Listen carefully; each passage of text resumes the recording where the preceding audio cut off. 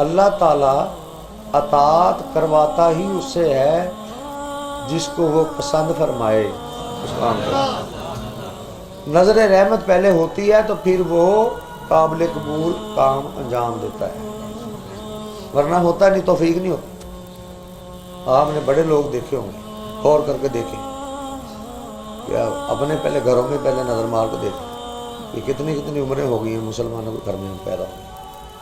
ہم کہتے ہیں کہ حضور کے امتی، حضور فرماتے ہیں جو ملاوٹ کرتا ہے کھانے پینے میں چاہے کوئی جعلی چیز وہ میری امت سے باہر ہے، میں اسے امتی نہیں تسلیم۔ ہم جو کسی کو دھوکہ دے وہ بھی میں نہیں تسلیم کرتا، میری امت سے کہتا رہے امتی ہو، لیکن ہم دھوکہ دینے سے باز آتے ہیں، چوری چکاری سے باز آتے ہیں، اس کے حلال کھانے کی کوشش ہم پوری کرتے ہیں کہ حرام نہ کھائیں۔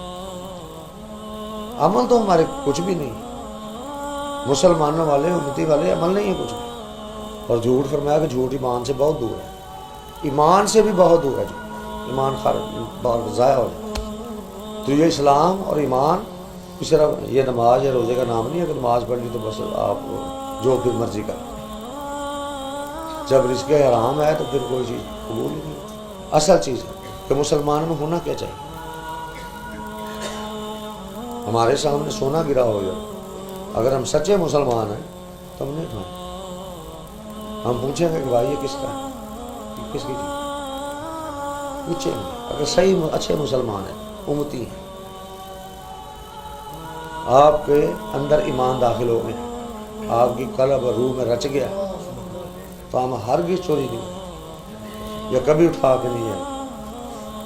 تو یہاں اپنا حال دیکھیں مسلمان، مسجدوں میں چوری، آستانے پہ چوری، روضہ رسول پہ چوری، کعبہ اللہ میں چوری، تو کیا ہے مسلمان؟ اللہ تعالیٰ ہدایت عطا فرمائے۔